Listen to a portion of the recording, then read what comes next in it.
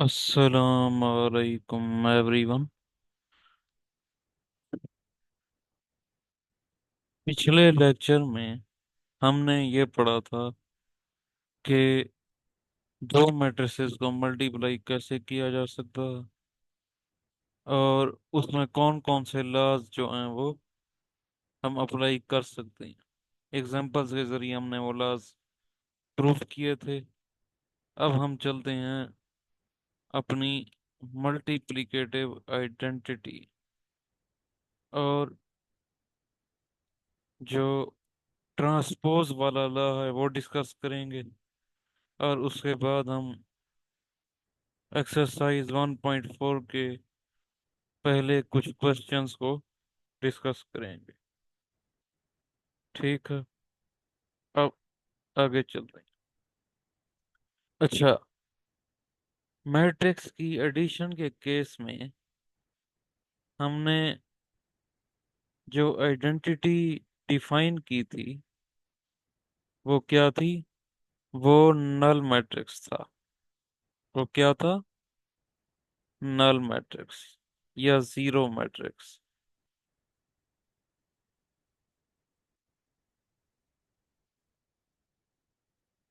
Matrix की addition के case में जो एडिटिव आइडेंटिटी होता है वो तो नल मैट्रिक्स होता है। ठीक है, लेकिन मैट्रिक्स की मल्टीप्लिकेशन के केस में मैट्रिक्स की मल्टीप्लिकेशन के केस में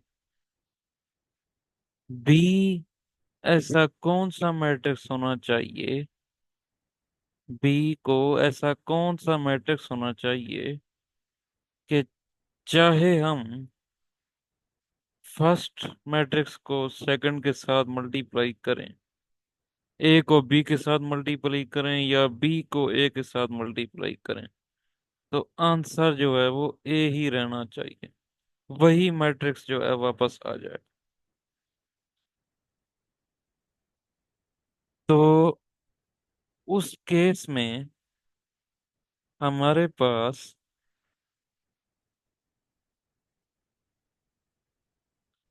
बी जो है, बी को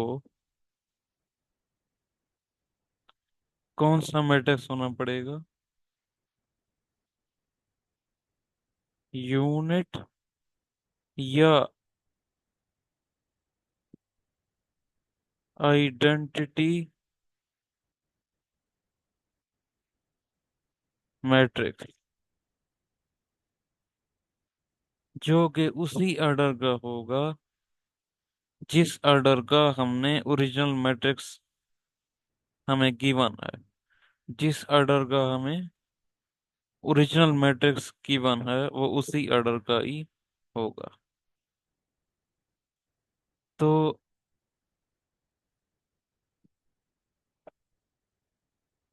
मल्टीप्लिकेशन के केस में हमारे पास जो मैट्रिक्स मल्टीप्लिकेटिव आइडेंटिटी बनता है वो आइडेंटिटी मैट्रिक्स होता है। वो कौन सा होता है? Identity matrix. आइडेंटिटी मैट्रिक्स ऐसा स्केलर मैट्रिक्स होता है जिसके जिसकी डायगोनल एंट्रीज में वन होता है। जिसकी डायगोनल एंट्रीज सारी क्या होती हैं? वन होती हैं। क्या होती हैं? डायगोनल एंट्रीज क्या होती हैं? वन होती हैं। और डायगोनल के अलावा जो एंट्रीज होती हैं वो सारी जीरो होती हैं। वो क्या होती हैं? वो सारी जीरो होती हैं। तो मल्टीप्लिकेशन के केस में हमारे पास मल्टीप्लिकेटिव आइडेंटिटी जो बनता है वो कौन सा मैट्रिक्स होता है?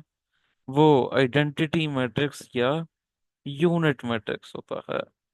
कौन सा होता है? आइडेंटिटी मैट्रिक्स या यूनिट मैट्रिक्स। इसको एक एग्जांपल से हम समझते हैं। ये हमारे पास मैट्रिक्स ए है, 1 2 0 -3। और मैट्रिक्स बी को हम कौन सा मैट्रिक्स ले रहे हैं? आइडेंटिटी मैट्रिक्स ले रहे हैं। कौन सा मैट्रिक्स ले रहे हैं? आइडेंटिटी मैट्रिक्स, जिसका ऑर्डर 2 बाय 2 है, वही ऑर्डर जो ए का। ठीक है, हम ये ले रहे हैं। अब हम ए बी को सॉल्व करके देखते हैं कि ए वापस आता है हमारे पास या नहीं। चलें, सॉल्व कर सॉल्व करके देखते हैं।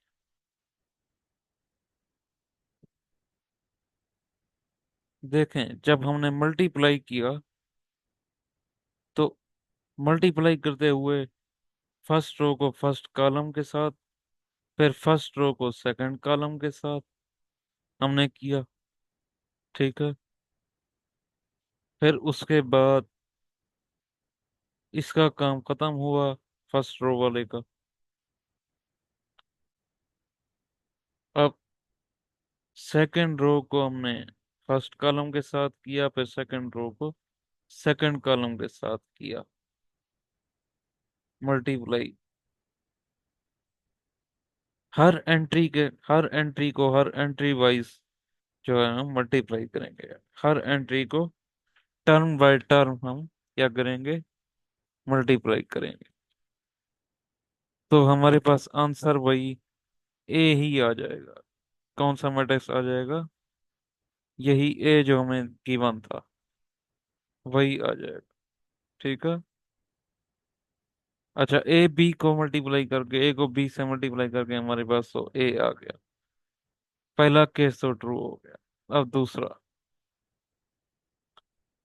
बी को ए से मल्टीप्लाई करें। बी को ए से, यानी आइडेंटिटी मैट्रिक्स पहले रखा हमने, फिर हमने रखा ए। ठीक है, तो ये भी हमारे पास ए ही आ गया। इसका मतलब क्या हुआ? इसका मतलब ये हुआ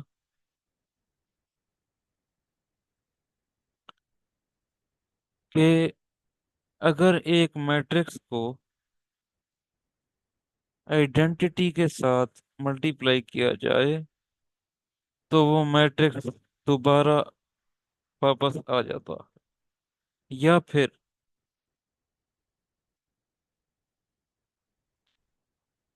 ये रिजल्ट सेम रहेगा अगर हम आइडेंटिटी को उस मैट्रिक्स के साथ क्या करें? मल्टीप्लाई कर दें। और आइडेंटिटी इस केस में हमारे पास बी मैट्रिक्स था। कौन सा था? बी मैट्रिक्स था। आइडेंटिटी जो था इस केस में हमारे पास क्या था? बी मैट्रिक्स था।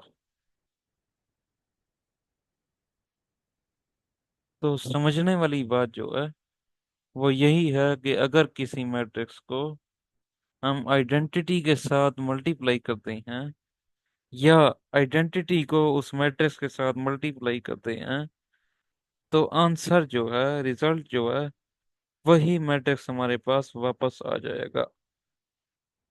तो मल्टीप्लिकेशन के केस में जो आइडेंटिटी बनता है, मल्टीप्लिकेशन के केस में जो आइडेंटिटी बनता है, वो हमारे पास यूनिट मैट्रिक्स या आइडेंटिटी मैट्रिक्स होता है। यूनिट मैट्रिक्स या आइडेंटिटी मैट्रिक्स होता है। और इसके साथ ही हम ट्रांसपोज लॉ जो है वो डिस्कस कर रहे हैं। ठीक है, ट्रांसपोज लॉ, मल्टीप्लिकेटिव इनवर्स जो है वो हम एक्सरसाइज 1.4 के कुछ क्वेश्चंस को डिस्कस करने के बाद हम डिस्कस करेंगे मल्टीप्लिकेटिव इनवर्स का। ठीक है। अच्छा जी, अब हम करते हैं ये वाला लॉ जो है। ये हमने लॉ को इस तरह से डिफाइन किया कि अगर ए और बी हमारे पास दो मैट्रिसेस हैं, और ए ट्रांसपोज और बी ट्रांसपोज उनके रिस्पेक्टिव ट्रांसपोज हैं, यानी ए ट्रांसपोज ये ए के रिस्पेक्टिव हमने किया, और बी ट्रांसपोज ये हमने बी का किया। ठीक है, तो ये ला क्या कहता है? ये कहता है कि हम दो मैट्रिक्स का, दो गिवन मैट्रिसेस का प्रोडक्ट लें और उसका होल ट्रांसपोज ले लें, या फिर बी ट्रांसपोज को ए ट्रांसपोज से मल्टीप्लाई कर दें। हम दो मैट्रिक्स का प्रोडक्ट करें और उनका ट्रांसपोज ले लें, उस प्रोडक्ट का ट्रांसपोज ले लें, या हम बी ट्रांसपोज और ए ट्रांसपोज को अलैदा अलैदा मल्टीप्लाई कर दें। तो आंसर क्या है? जो रिजल्ट है वो सेम रहेगा। वो क्या रहेगा? सेम रहेगा। अब हम लेट करते हैं, ये हमारे पास, फॉर एग्जांपल, ये हमारे पास ए मैट्रिक्स है 2 1 0 -1, और ये बी मैट्रिक्स है। तो देखते हैं ए ट्रांसपोज क्या होगा। हाँ जी, ए ट्रांसपोज, रो को कॉलम में चेंज करेंगे। रो यहाँ क्या है? 2 1 2 1, और दूसरी रो को भी दूसरे कॉलम में चेंज करेंगे।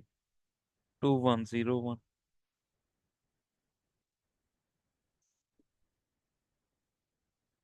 ठीक हो गया। और साथ ही बी ट्रांसपोज देखते हैं वो क्या बनेगा।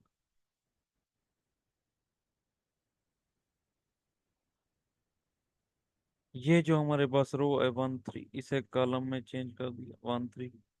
और ये जो हमारे पास रो है -2 0, इसे भी कॉलम में चेंज कर दिया -2 0। ठीक हो गया, यहाँ तक समझ आ गई अब? अब थोड़ा आगे एग्जाम्पल को डिस्कस कर दें, आगे आपको यहीं से समझ आ जाएगी।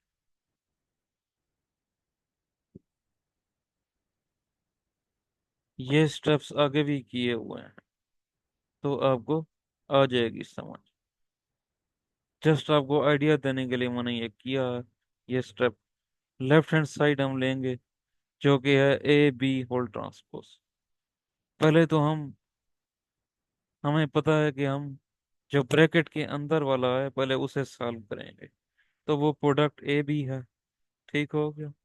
तो प्रोडक्ट ए बी, दो मैट्रिसेस का प्रोडक्ट हमें पता है कि हम कैसे निकाल सकते हैं, कैसे निकालते हैं। उस तरह हमने प्रोडक्ट निकाला, तो ये 0 2 6 0, 0 2 6 0।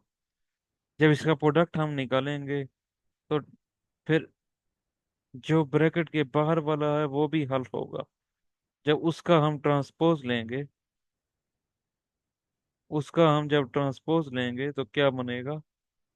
ये मैट्रिक्स बनेगा 0 2 6 0। अब हम राइट हैंड साइड जो है वो सॉल्व करेंगे। बी ट्रांसपोज और ए ट्रांसपोज को मल्टीप्लाई करेंगे। ये देखें, ये वही स्टेप है जो मैंने किया है। ठीक है, ये वही स्टेप है जो पहले मैंने आपको समझाया। 2 2 1 0 -1, ए मैट्रिक्स था। ए ट्रांसपोज बनेगा 2 1, ये जो रो है ये कॉलम में हो गई, 0 -1, ये जो रो है ये कॉलम में हो गई, ये ट्रांसपोज हो गया। और बी का 1 3, ये जो रो थी 1 3, ये 1 3 कॉलम में आ गया। -2 0 -2 0, ये कॉलम में आ गया। ठीक है। इसके साथ ही हमने ये किया कि हमने बी ट्रांसपोज और ए ट्रांसपोज का प्रोडक्ट ले लिया। जब प्रोडक्ट लिया तो हमारे पास आंसर ये आ गया, जो कि लेफ्ट हैंड साइड के इक्वल है, जो कि लेफ्ट हैंड साइड के इक्वल है। और लेफ्ट हैंड साइड हमारे पास क्या थी? ए बी प्रोडक्ट का होल ट्रांसपोज। प्रोडक्ट प्रोडक्ट जो है ए बी, वो क्या था? उस लेफ्ट हैंड साइड क्या थी? लेफ्ट हैंड साइड हमारे पास वही थी, ए बी होल ट्रांसपोज। तो इससे ये प्रूफ हो गया हमारे पास कि ये जो रिजल्ट है ट्रांसपोज ला, इसे कहते हैं ट्रांसपोज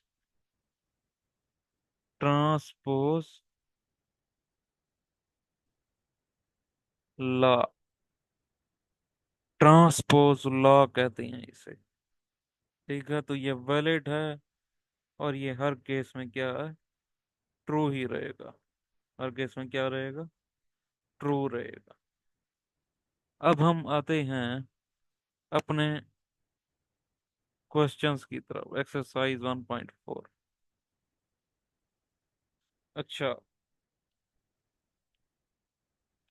हमें पता है, अगर हमने क्वेश्चन वन वो करना, कि हमने बताना है कि कौन कौन कौन से प्रोडक्ट्स जो हैं वो मल्टीप्लाई या मल्टीप्लिकेशन के लिए वैलिड हैं। क्या है, कौन कौन से प्रोडक्ट किन किन मैट्रिसेस को मल्टीप्लाई किया जा सकता है, कौन कौन से प्रोडक्ट पॉसिबल हैं। तो उसके लिए हमने यही कहा था कि जो नंबर ऑफ कॉलम्स हैं, number of columns of first matrix जो है, और number of rose second matrix की नंबर ऑफ रोज के इक्वल होना चाहिए। फर्स्ट मैट्रिक्स की नंबर ऑफ कॉलम जो हैं वो सेकंड के किसके इक्वल हूँ, नंबर ऑफ रोज के इक्वल हूँ, तभी जाके प्रोडक्ट जो है वो क्या होगा, तभी जाके प्रोडक्ट पॉसिबल होगा। अब इसे क्विकली जरा देख लें, इन पार्ट्स को। ये देखें,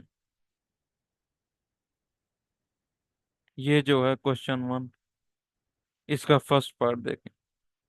हम इसके कॉलम्स को काउंट करेंगे कॉलम्स को। दो कॉलम है, और इसकी रोज को काउंट करेंगे, दो रोज। तो क्या ये प्रोडक्ट पॉसिबल है, पहले के नंबर ऑफ कॉलम दूसरे की नंबर ऑफ रोज के इक्वल है, ये पॉसिबल है। ये क्या है, पॉसिबल है, इसे टिक कर दो। ये टिक कर दिया हमने। और उसके बाद दूसरा प्रोडक्ट है हमारे पास, दूसरा क्वेश्चन, दूसरा पार्ट जो है, पहले के कॉलम्स दूसरे की number of rows, two two, equal है। ठीक है, इक्वल है। अगर इक्वल हैं तो ये प्रोडक्ट भी क्या है, वैलिड है, पॉसिबल है। अब तीसरा देखते हैं, हर पार्ट में ऐसा नहीं होगा, ये वाला देखते हैं।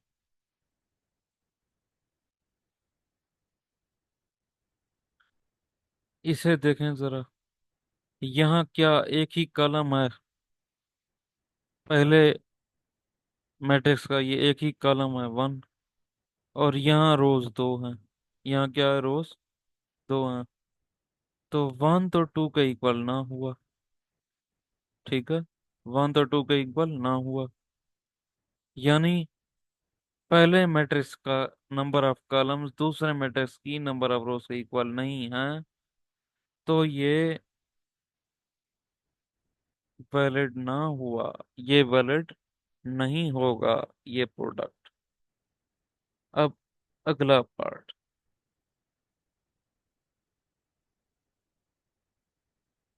अब अगला पार्ट, अगला हमारे पास है ये फोर्थ पार्ट। इसमें हम फर्स्ट मैट्रिक्स के कॉलम्स काउंट करेंगे और सेकंड की रोज काउंट करेंगे। फर्स्ट मैट्रिक्स से कॉलम्स काउंट करेंगे और सेकंड की रोज इक्वल हैं। ठीक है, इक्वल हैं, ये दो कॉलम हैं, ये दो रोज हैं, ये इक्वल हो गए, और ये प्रोडक्ट वैलिड हो गया। इसका इसके बाद जो ये वाला पार्ट है, ये थ्री कॉलम्स बनते हैं, वन टू थ्री, ये थ्री रोज बनती हैं, वन टू थ्री।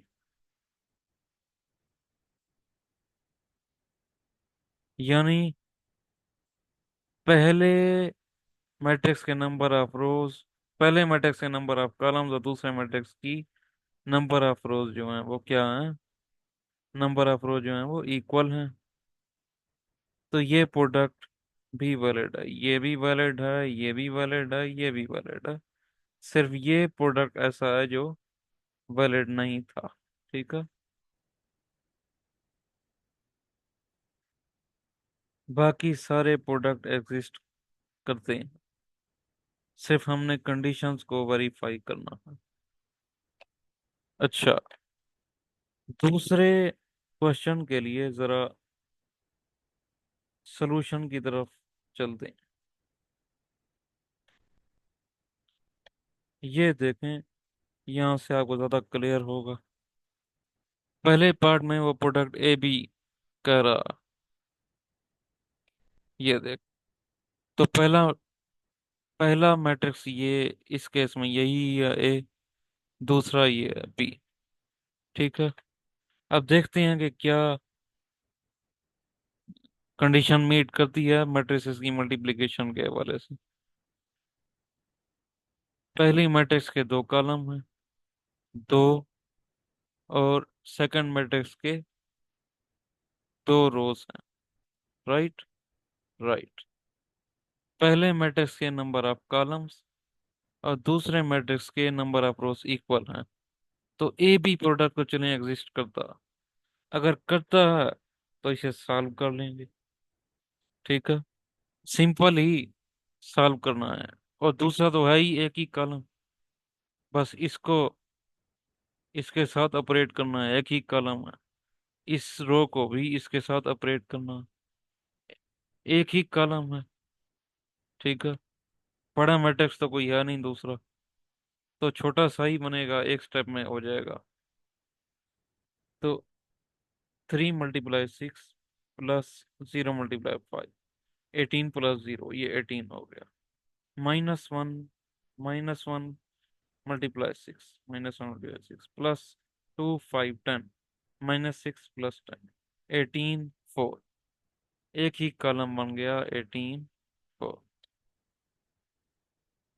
अब हम ये देखते हैं कि आया बी ए पॉसिबल है या नहीं। बी ए, बी मैट्रिक्स हमारे पास है 6 5, और ए मैट्रिक्स है 3 0 -1 2। यही है। तो इसका तो है ही एक कॉलम, और इसकी दो रोज हैं, तो 1 2 के इक्वल नहीं होता, 1 2 के इक्वल नहीं होता। ठीक हो गया। तो इसलिए ये प्रोडक्ट जो है ये पॉसिबल नहीं होगा, क्योंकि बी के जो नंबर ऑफ कॉलम्स हैं वो एक ही नंबर ऑफ रोज के इक्वल नहीं है। तो इस केस में प्रोडक्ट पॉसिबल नहीं रहेगा, कभी भी नहीं रहेगा। ठीक है। तो हम यहाँ अपना लेक्चर एंड करते हैं। मुलाकात होगी नेक्स्ट लेक्चर में, जिसमें हम एक्सरसाइज जो है वो कंप्लीट कर लेंगे उस लेक्चर में, और साथ ही मल्टीप्लिकेटिव इनवर्स पर भी बात करेंगे। आप आज के लिए, अभी के लिए इतना ही, इजाज़त दीजिए। अल्लाह हाफिज।